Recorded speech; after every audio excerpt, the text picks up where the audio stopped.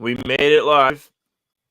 It is Monday, April 8th, and we're here for Talkin' C's. The Celtics continue to win games while not trying to win games. They are beating up on teams that are in the Western Conference. Some of them have been trying, some of them have been not. And it's looking pretty good as they head into the final week of the regular season. Bobby, how are you? I'm doing great, and I know it's a rewind to Friday, but I'm still not entirely over how embarrassing that is for the Kings, that they really needed that game. You had 9 minutes and 24 seconds of your starters versus another team's bench, not even just the top five from their second unit, Al Horford, for example, out, and they couldn't get it done. I mean, 14 points is very reasonable for 9 minutes, nearly 9.5 minutes, 9:24.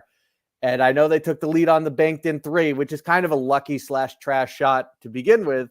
And they can be upset about the officials, but that's a gut punch right there. Many were saying De'Aaron Fox traveled on the final shot.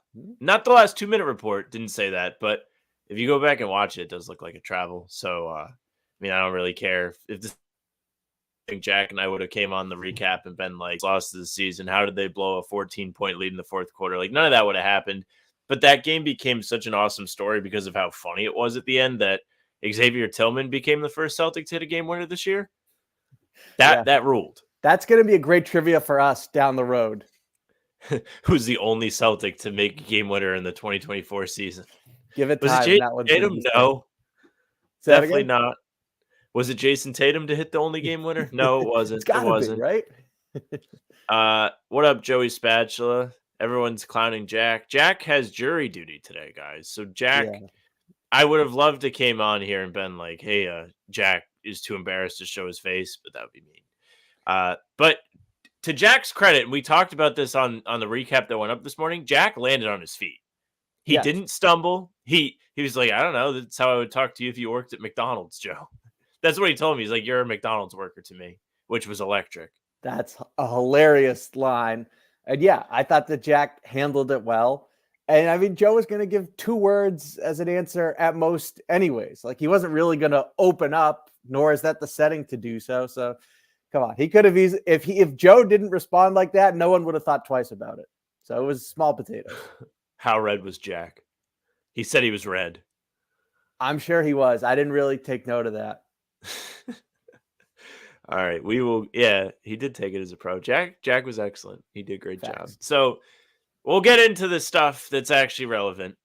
Yesterday, Celtics beat the brakes off the Blazers in a game that was somewhat close for a little bit of it.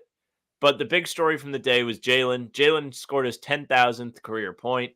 It was a big milestone for him. He kept the game ball. He had that picture of him in the locker room with his stocking hat on, but it actually looks like he had a cartoon blonde middle part. What were the vibes at the Garden yesterday? Did that crowd actually realize it was his 10,000th point? Did they put something on the Jumbotron for him, or did they just kind of recognize him at the end of the game? No, they saluted him. There was a pause in the third quarter where they put it up on the Jumbotron, and then they went to him. The whole place went crazy. He did the tap on the heart and the point to the crowd. So it was a nice moment where they were able to stop and recognize him. That's pretty sick. I mean, it's crazy that they managed to hit on back-to-back number 3 picks, and they've built their franchise, their current roster around those 2 guys. And now Jaylen joins Jason in the 10K club. Do you have a favorite point from Jaylen, Bobby? I was thinking about this as I was looking at the rundown. I was like, let's talk about our favorite Jaylen point. That's so funny.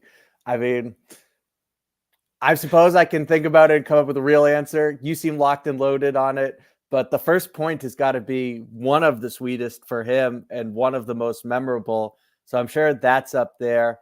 I mean, he certainly had some huge buckets for them throughout the playoffs. He was their leading scorer in the finals, for example. So I'm sure you give me time, then there's one that can separate from the pack, but I'm curious to hear your answer. I think my favorite Jaylen bucket, I love the dunk he had on KG Day where he dunked on Kleber and then dapped up KG. I think that was a really fun play. I was there as a fan that day, so it has like a little extra oomph to me. But you don't like really see players embrace legends sitting courtside very often. So anytime you get an opportunity to do that, it's KG and he's just screaming at everybody after you dunk on one of the opposing players. It has to be kind of special. Another one that comes to mind is Game 5 in the Miami series in 2022. He had the loud dunk that took the entire soul out of the half-filled, at the time, American Airlines Center or Arena, which because Dallas has the Yeah, same that's the sponsor. problem. I think I can it give was it a Google, AAA. but So those are two of my favorites.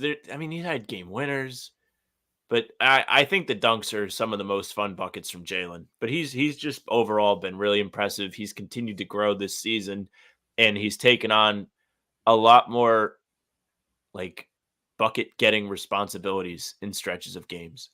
well, so Joe Mazzulla even noted this post game that it becomes even sweeter of an accomplishment to celebrate for Jaylen, and I think is the organization as well, not just his teammates, because of the growth he's made to his all-around game. People didn't think he'd make the leap he has as a facilitator, but that mattered to him. I'm not sure if people, I mean, look, when he said his goal was to be first team All-NBA on the defensive side of the ball, I don't know how many people were going to bat to co-sign that statement, but here he is playing at that level. We talked about the other week, we don't think he gets on either one of those teams, but he is playing that caliber of basketball and consistently taking on the opposition's top perimeter player and doing really well to shutting them down, a la Steph Curry, for example. And that's why, you asked me what my favorite basket of Jaylen's is, or if I have one.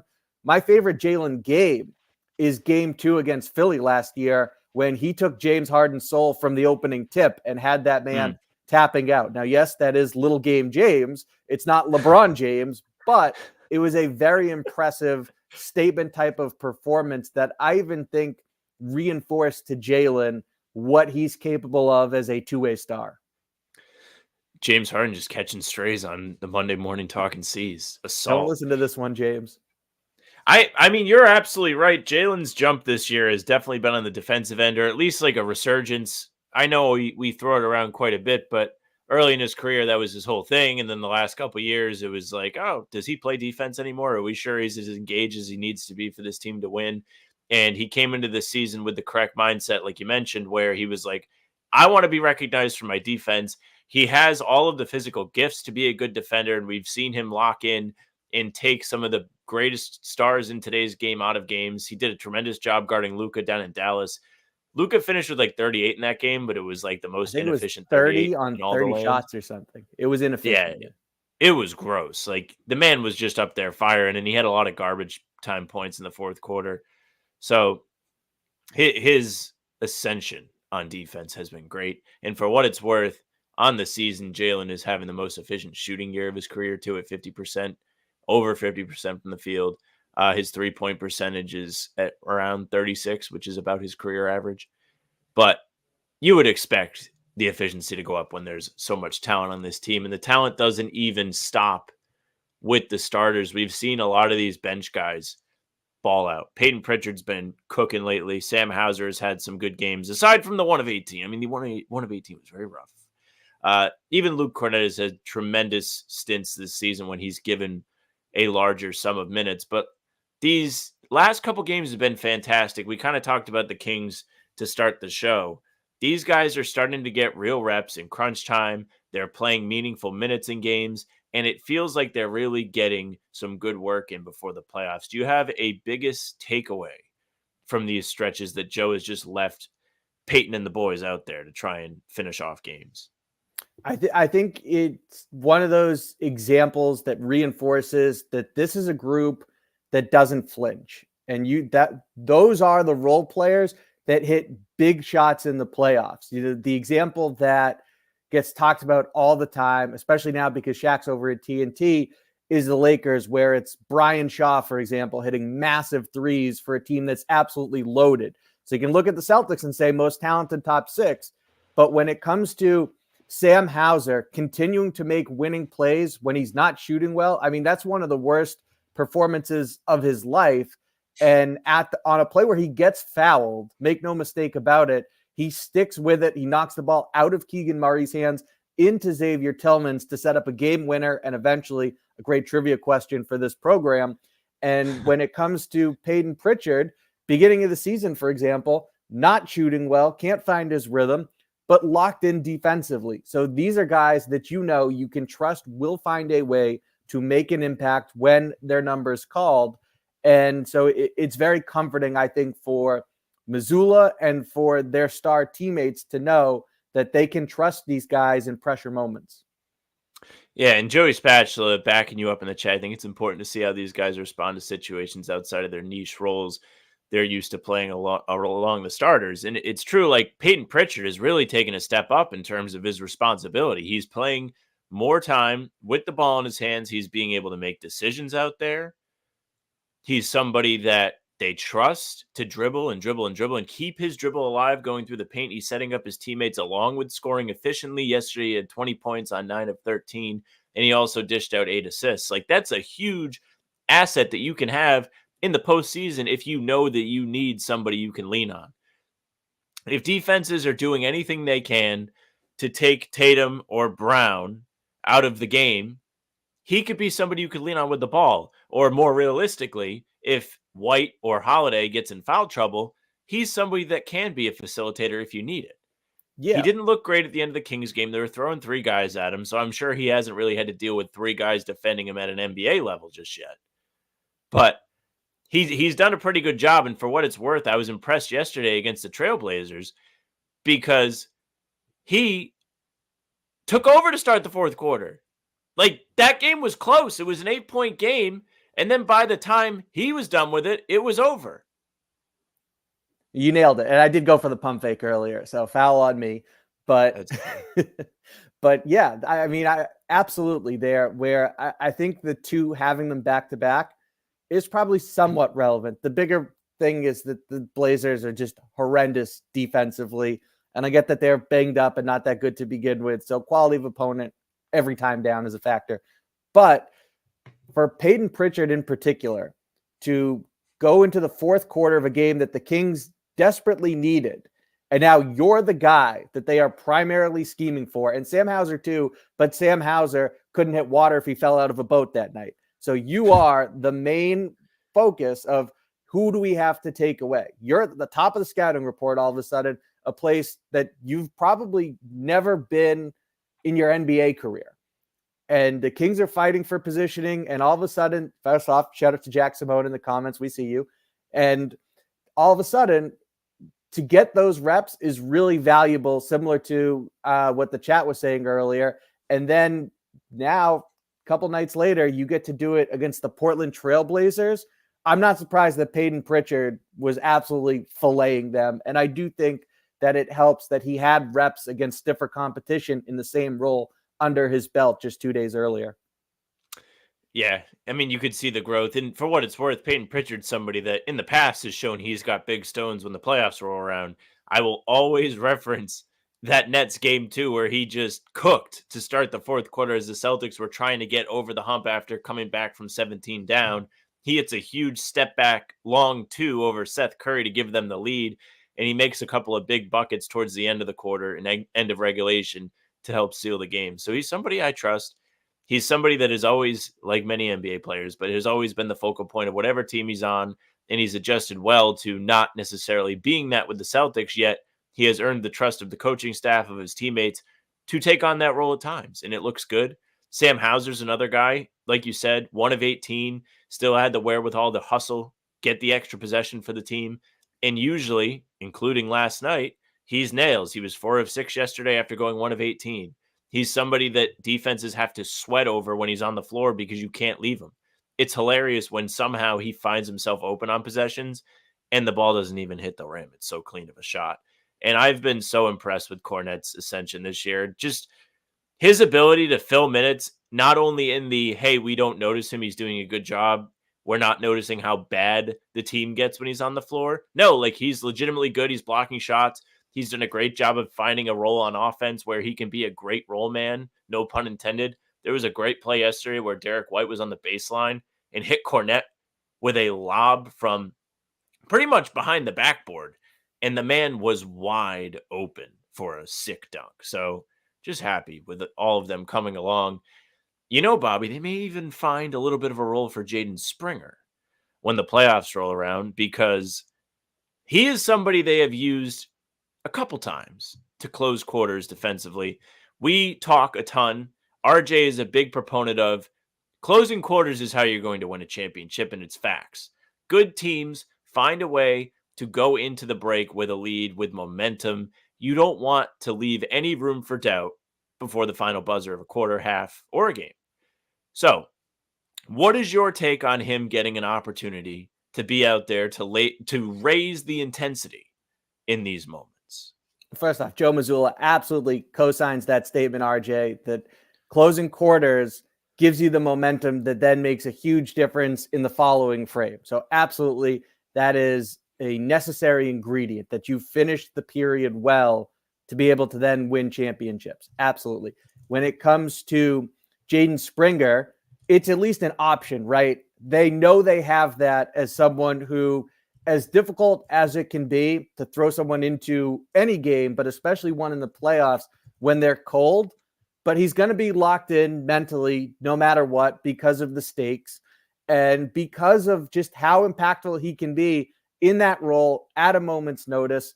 I think it's something that it's not every single time they're going to turn to it, but it's also not going to be zero, I believe, by the time that their postseason run is said and done. So, yeah, I think Jaden Springer in these final less than a minute, most likely, is going to get some opportunities where it's come in. It's probably okay if you take a foul, and at a minimum, just come in and be menacing on defense and try and wear down whatever ball handler is in, especially if it's the starter, right? If it's the other teams, if one of their primary scorers bringing it up the floor and you can just wear him down a little bit more, that's a win for the Celtics.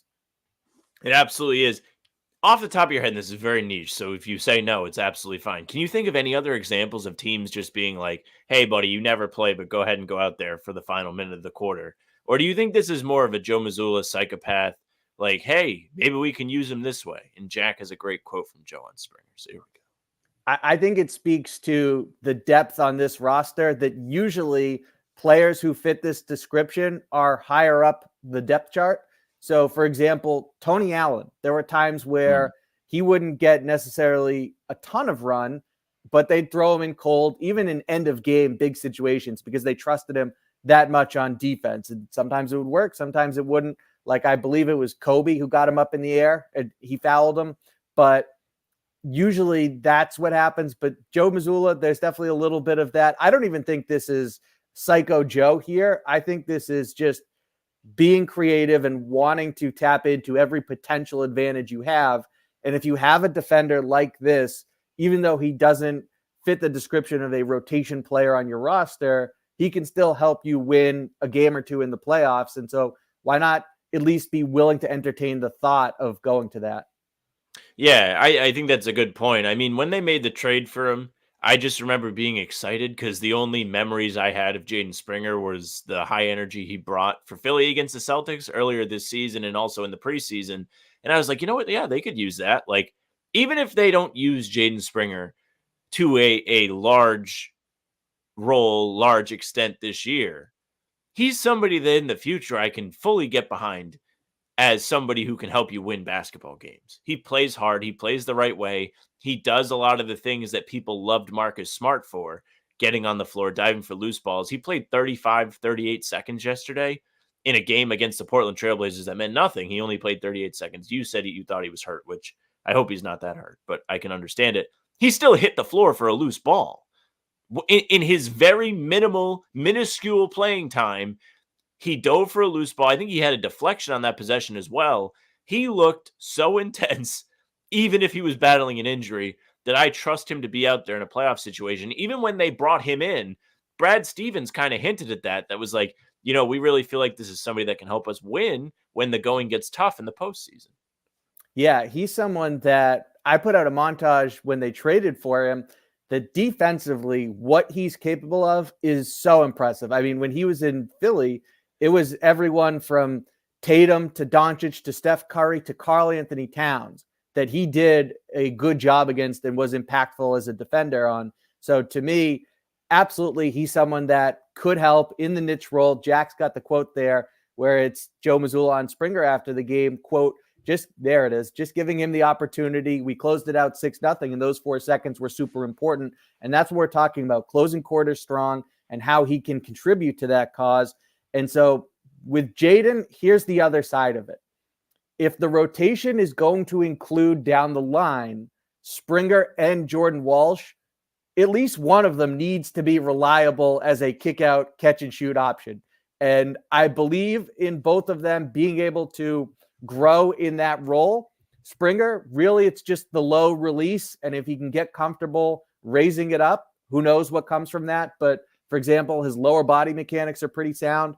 With Jordan, he just needs to get comfortable, and he's worked on it this year, where it's a matter of positioning his feet and having a wider base to shoot from. That doesn't seem that difficult to me. So I like to believe that he'll grow and get more comfortable from beyond the arc. But you can't have a rotation where you have these two stalwart defenders, as good as they are, playing meaningful minutes despite it turning into 4-on-5 basketball at the other end. So I am a believer in both, but at least one of them needs to develop into someone they can trust when the ball is thrown their way. I agree with you completely. I am a big believer that it is possible to learn how to shoot the basketball. I know I'm not always agreed with by Jack, but I just feel like we've seen a ton. I'm sure there's a ton of examples of guys not getting better at shooting, but there have been too many guys that have come through the Celtics that have just all of a sudden learned how to shoot threes, especially in the last decade. Like, I always think of Horford, who was doing it a bit before he got here, but they really maximized it from him. Aaron Baines, they had to start shooting threes. Even Tice became decent at it. And those are all big guys. But Derek White took a huge leap over the last year and a half shooting threes before he got here. He was like I want to say 31% shooter on the year, 34% with the Spurs in his career. And then he joined the Celtics and he started making them. I think that Springer can learn. I think that Jordan Walsh can learn. Jordan Walsh, who has shot 36% from three, same number as Jaylen, even down to the 10th on the season with the Maine Celtics, who are going to the finals. Maine Celtics, G League finals. People are very excited. That's all anybody wanted us to talk about at the beginning of the show. Rui was in the chat, RJ in the chat talking about Maine. I contend that these guys are stupid for winning. And I plant my flag here. They should be trying to get themselves NBA reps. Kind of sucks for the Celtics going to Milwaukee tomorrow, which we'll talk about, where I don't think they should play anybody. And it would be a great chance for Jordan Walsh, JD, Nemi to earn some extra time on the big boy floor. But nonetheless, they will host the OKC Blue on Tuesday for game one. First off, this is your Max Kellerman, Tom Brady will fall off a cliff one day take, Sam. I want Iguodala! Great reference. But look, you've got a chance to win a championship. I don't care at what level. And when you're out on the court, don't sabotage yourself. So take advantage of this opportunity to try and win a title.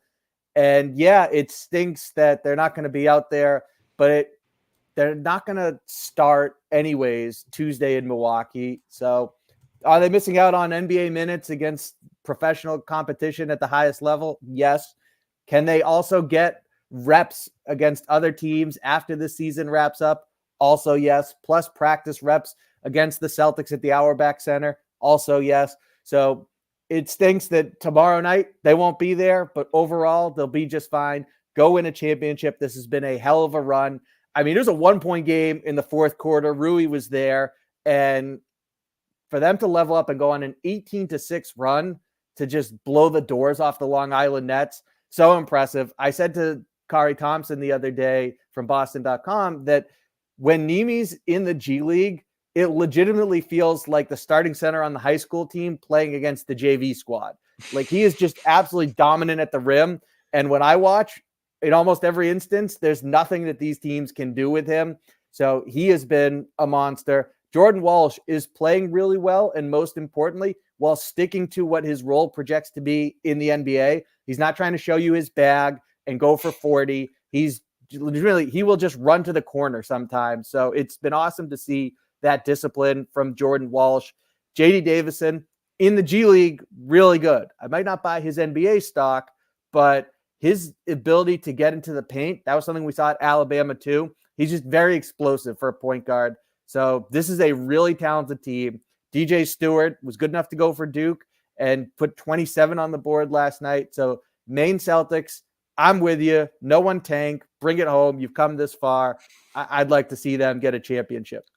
Yeah, you mentioned Nemi. Nemi had an absolute menace of a game in the Eastern Conference Final. 16 points, 19 rebounds, looking like Sabonis out there, except he actually helped his team win. And these numbers scream playing against the JV team as the varsity center. You're absolutely right. Jordan Walsh, 2 of 6 from 3 for 15 points in this one. Like you mentioned, just sticking to what he's supposed to do, playing defense, shooting the occasional 3, and hitting the glass for 7 rebounds. JD, 19 and 11. And you mentioned DJ Stewart, 19 fourth quarter points is unbelievable. It's funny. I'm almost excited for the Summer League this year because we're going to get to talk about these guys cooking. I'm sure we're going to get to see more of Jordan Walsh.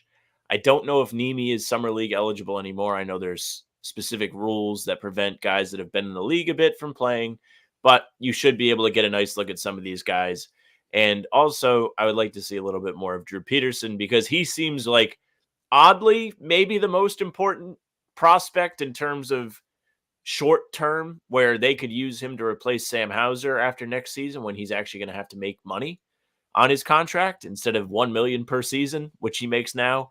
So he didn't play great yesterday. 2 of 7 from 3, 5 of 17. He has stunk in the postseason for the G League. Lights are too bright.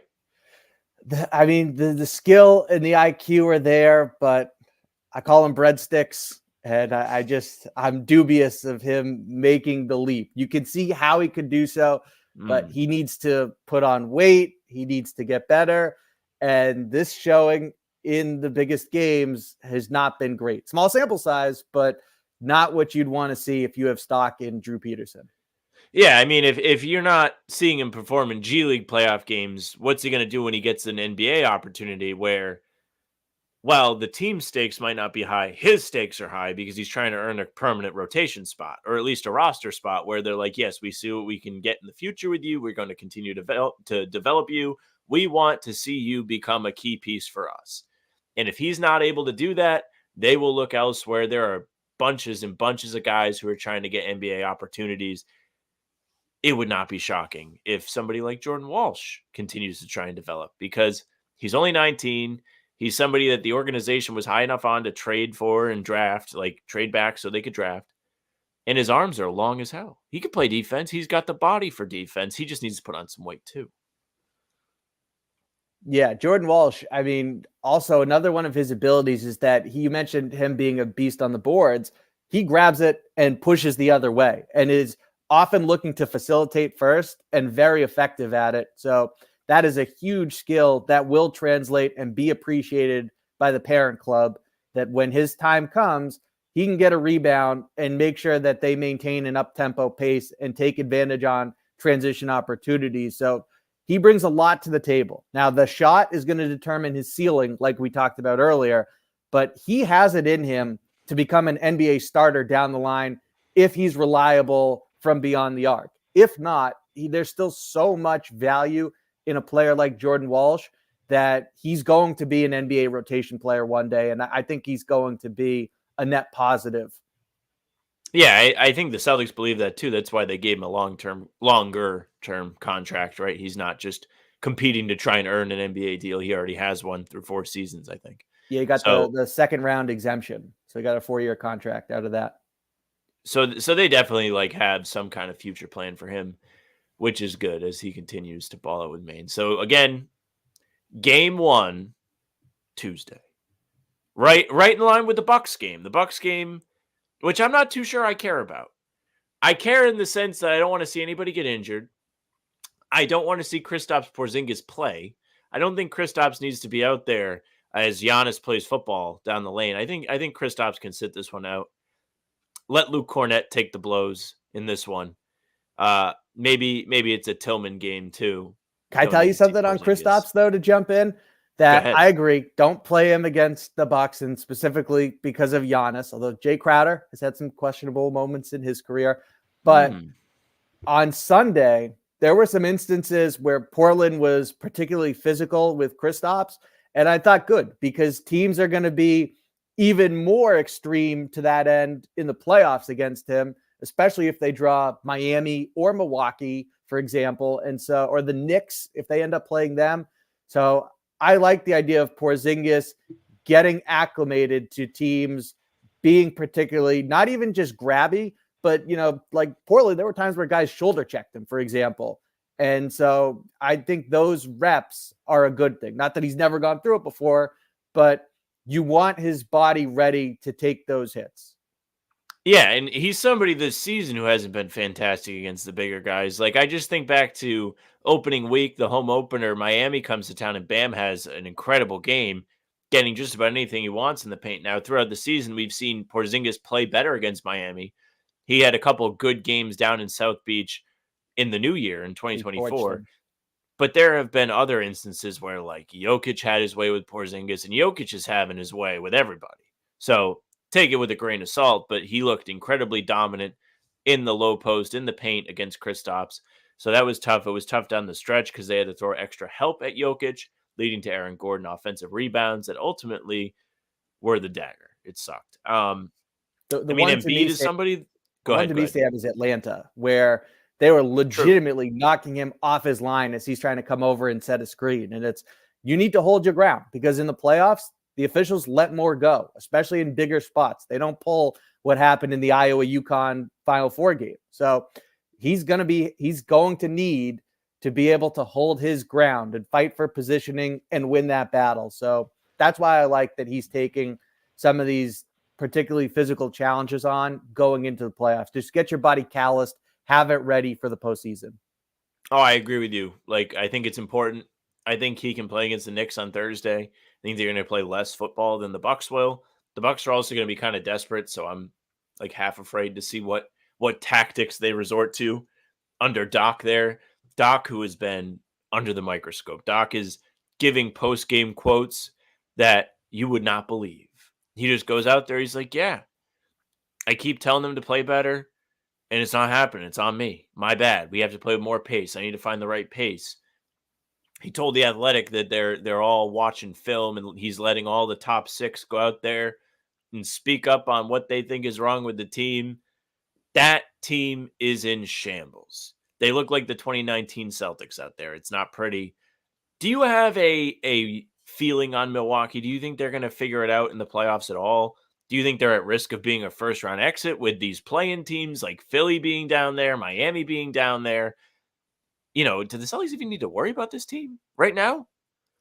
I respect Milwaukee's championship potential, but I have not at any juncture this season thought this is a team that's going to figure it out defensively. Now, I think that there's truth when Doc says, if we're better at the offensive end, then it's going to help us on the other side of the floor. Like Joe Mazzulla talks all the time about how the game is connected, and he's right.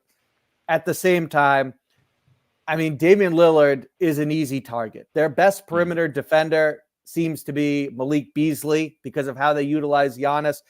And Malik Beasley's not that good of a perimeter defender.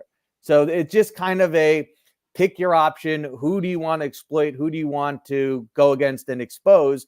For example, when they came here most recently, Jason Tatum at the end of the game, and it comes down to legitimate crunch time reps, there was an instance in particular where he could have brought Derek White comes over with Damian Lillard saying, hey, do you want me to set the screen? And it's a switch. And now you can attack Dame. And Tatum waves it off because he's got Malik Beasley, who the Bucks are putting so much stock in and have all their eggs in the Beasley basket. And he just goes right by him, draws a foul. And then he does it again on another instance where he goes from right to left and he gets a layup with ease. So to me, the Bucks, I don't see them figuring it out defensively. And the Giannis Dame pick and roll hasn't been what we thought it might be. I don't trust a lot of their options when it comes to who they're kicking the ball out to either. So the Bucks, I just don't really, I respect what they're capable of and their ceiling, but I don't believe in them figuring it out and stringing together I don't see them getting to the conference finals even. Yeah, just to I took a look because you were talking about the Dame Giannis pick and roll, and the big get with Dame was his unbelievable 3-point range, his efficiency from three, his ability to create. He's awful. He is shooting 35%. He's worse than Jaylen. So if you don't think Jaylen has been good from three this year, Dame has been worse. He's shooting less than 43% from the field, and he hasn't really looked great with the Bucks. He's clearly going through it. I know he went through a divorce or is going through a divorce, and he had that quote with Chris Mannix that was just like, yeah, I just sit around and I hope that the boxing YouTube that I like posts a new video because that's all I look forward to in Milwaukee. I hate it here. And I think you just add a little at the end there. he didn't say I hate it there, but he basically said he hates it there, and the fans are not having a good time either. I do have it pulled up here. I had to take a look at their subreddit as they have lost now 4 straight games. They lost to the Knicks yesterday, and they are not happy with Doc in particular. Doc, at this team being collectively depressed. Why is no one having a good time? I specifically requested it. Great show, great meme. It is a great show. Also, rest in peace to Captain Holt. He passed away. Yeah. R.I.P. to a legend. Let's see. Here's a Doc post on Twitter. Oh wait, we can't have cursing on here, but they told Doc to get it together. That's what they said, and he just keeps saying like this team's too good for this. I don't know what's happening. You have Toy Story. This guy doesn't want to play with half of this Bucks team that isn't Giannis anymore. He's sick of Dame, sick of Connaughton, sick of Doc, sick of Brook in there. Yeah, Brook Lopez kind of catching strays. But Chris Middleton's missing. Right. I mean, it's not his fault. It's age and injuries, but he's been creaky. It is a place. If you have time today, go ahead and scroll through. This is the final one. I'm gonna pull it back up because this one I saw today. I think they're clamoring a bit. They're like, is Adrian Griffin still around? This was spotted in the Milwaukee area. The big GMC Yukon with the Griff license plate. If you can't see, it's a Milwaukee Bucks Griff license plate. I'm almost certain this is Adrian Griffin. The man's just hanging out. He's plotting his revenge as Doc Rivers runs the team into the ground. What if that was Giannis's car? Made a mistake. Well, he didn't know. I think Doc is 15-17 now as the Bucks head coach. That's unbelievable. They fired the guy that was 31-13. Now, if you recall, Doc has put out there that, hey, we're going to go particularly hard in practice to try and get this team playoff ready, and that's going to cost us at times in the regular season. So he has built in some excuses here. How viable do you think that is? I raise you Joe Mazzulla telling the media that he's actively going to go out there and mess around in late season games, and his team is still winning. I don't know how much you can put into Doc's preaching that, hey, we're going to try so hard in practice that we're going to actually lose games, when Joe Mazzulla is like, hey, we're actually going to try and lose games, and it's still not happening. Like, I'm going to play Peyton Pritchard and the boys no matter what against the Kings, who are actively trying to win games to avoid the 9-10 play-in game. And, yeah, we're still going to win. And even when they melt down, I'm going to keep them in there. The things that we have seen Mazzulla toy with mid-game cannot be compared to Doc saying, hey, we have to try stuff out in practice. We're going to have to work hard in practice, so we might suck for a bit. Like, Celtics are practicing during games, and they're still winning. There is no excuse. Also, and again, you have to respect the talent on the Bucks roster, and that most of their core has won a championship. Doc has too, but they're going into the playoffs with all these questions and a head coach with an overall suspect playoff reputation, to put it kindly. And so I think sometimes it can get overblown, but Doc Rivers is known for not holding on to leads. You can talk to me about how many times was his team the favorite to begin with, but you got to close out a little more than he has. And so I don't look at the combination of the Bucks struggling and Doc Rivers and think these two are going to come together and figure it out. Another tremendous post from the Milwaukee Bucks subreddit. What if we fired Doc and didn't hire a replacement? Just going with no plan to wing it, chaos. Our chances of a chip being random is better than knowing we're doomed, right? Someone said, let the Thanasis coach and Doc play.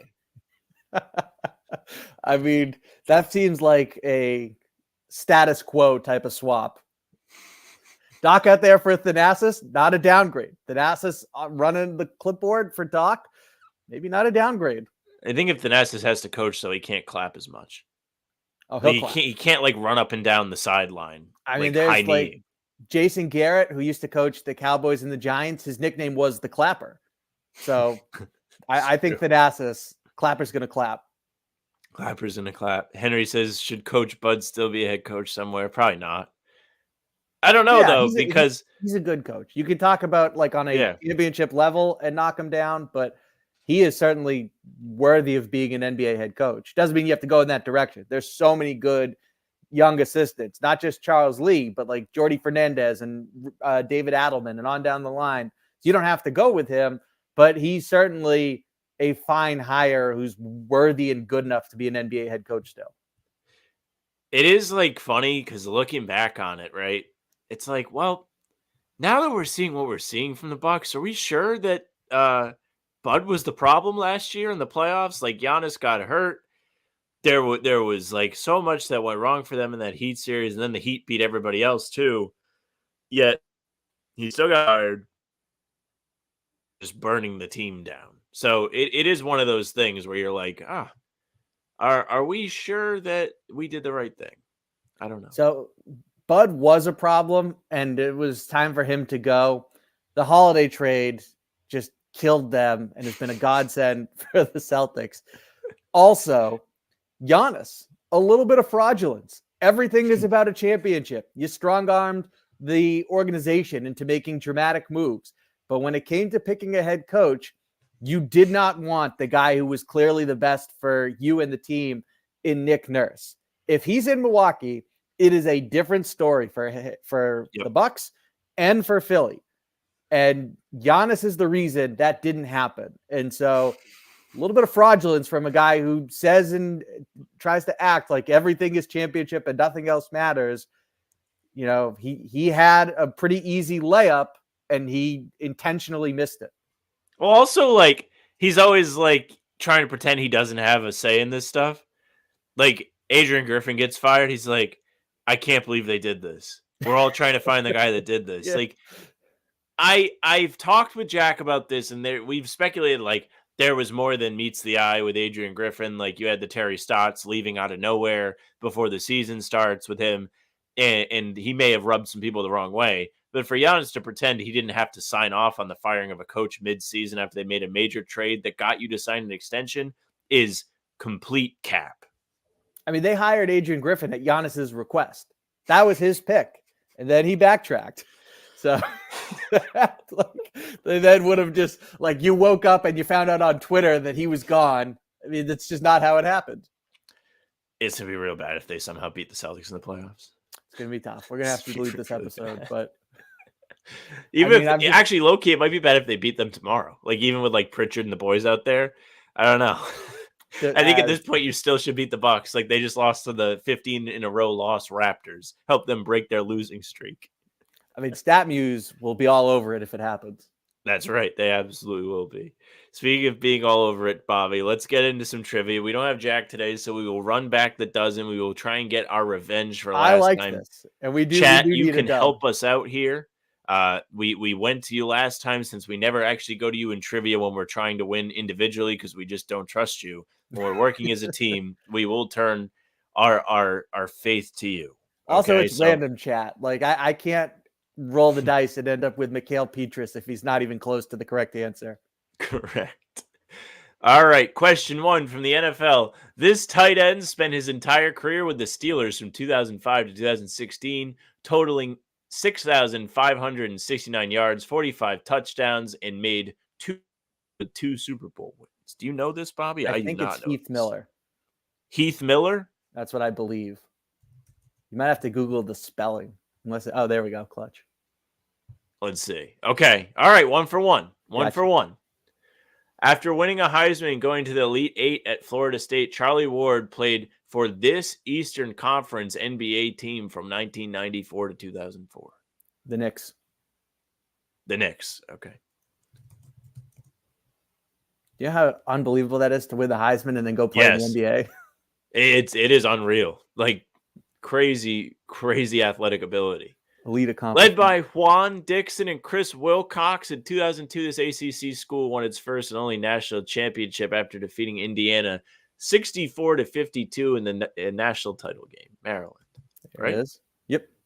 Look at me. I know college ball. National mean- championship tonight. How exciting. This is where we're going to struggle. We're getting to books. I haven't read a book since high school. Chat, this is on you. RJ signal is up. Born in 1948, this American author is known for the epic fantasy novel series A Song of Ice and Fire, which were adapted into the Game of Thrones TV series. George R.R. Martin. There you go. I was like, I've heard this person's name. You didn't watch Thrones? I did not watch Thrones. Sam, you and the missus should watch Thrones. Me and the lady, we should watch Thrones? Maybe. Top 5 show. I'll propose it to her. We'll see what she says. Fair enough. Name the 2 celebrities in this photo. Kate Hudson. Oh no, that's Mary Jane. That's Kirsten Dunst. Unless you're positive I'm pretty sure that's who it is. We can go Dunst. We can go Katie. And the problem is I cannot tell who the man is. Is it Seth Meyers? You know, I was thinking Seth Meyers.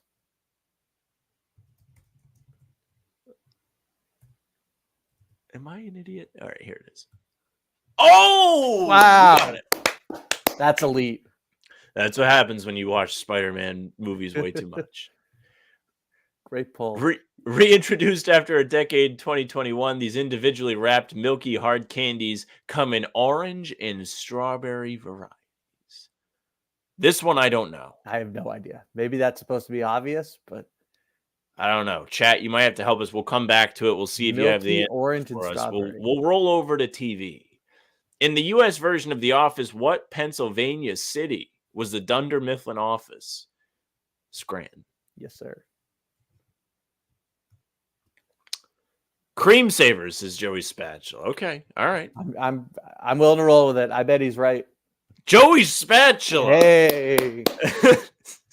I won't put your comment on the screen for Jack's sake, but Adam Sandler played the son of Satan and an angel in this 2000 fantasy comedy, also starring Harvey Keitel, Heather Graham, Patricia Arquette, and Rodney Dangerfield. Little Nicky. Little Nicky? Little Nicky with a Y. Okay. Little Nicky. Okay. This is for the perfect square. Run through the tape. Featuring Quavo, what former One Direction member released the 2017 hit song "Strip That Down"? I don't know. I didn't know. I don't know if our One chat's Direction gonna know. had a song. Chat, who we got? My Harry Styles has had a great solo career. The other guy, Zayn, has also been very popular. So those are my 2 guesses. But I mean, you can only guess one. I'd like to see the chat chime in confidently, but you would think it's Styles. It might be Harry Styles. Liam. Joey, how Liam. confident are you in that? I feel confident in that. Oh, all right. Look at that. I would not have had a clue. Oh, we did it. Perfect score. There we go, chat.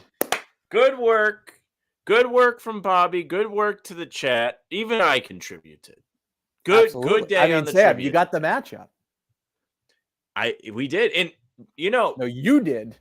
Bobby, you got to pray for the round table if we're ever on the same trivia team. I got to tell you. Oh, it's curtains. We just beat the square. That might be a shutout. We were so close last week where the wheel was right on the line of putting Both you weeks. on. Yeah. So speaking of, we will be live on the channel again tomorrow. 6 p.m. Celts at the round table.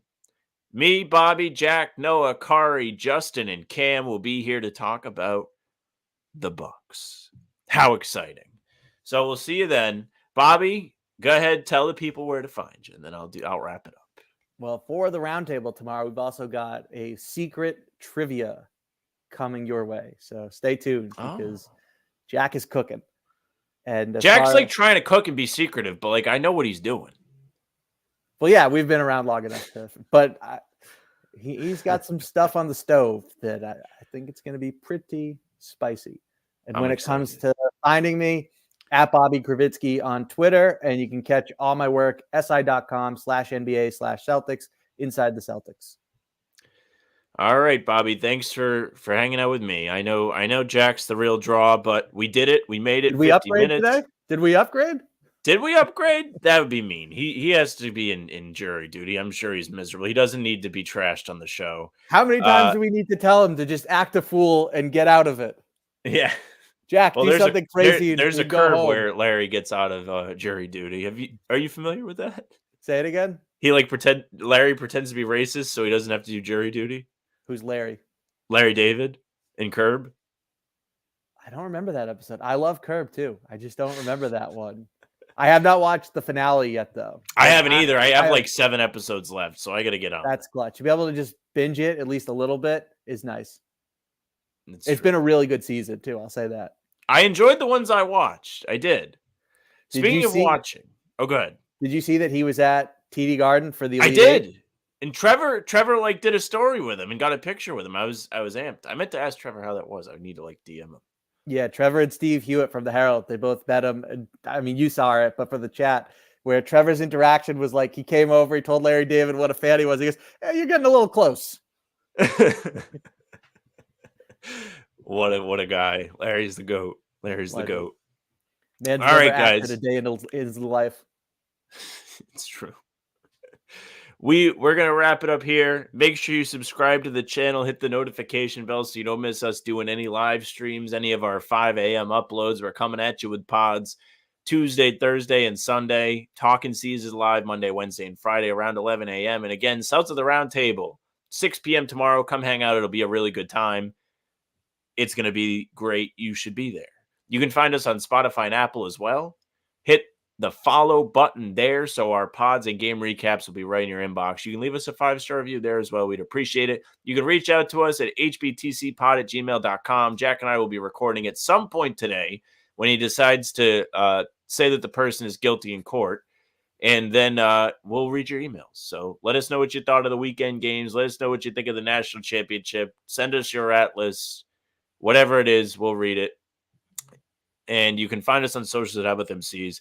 Twitter, Instagram, and TikTok. The Facebook is just the name of the podcast. Our streams are there. They're on YouTube and they're on Twitter. My Twitter is at Sam LaFrance NBA. Bobby's Twitter is at Bobby Kravitsky. And you can follow Jack, despite him not being here, at Jack Simone NBA. Thanks for watching today. That's it for us.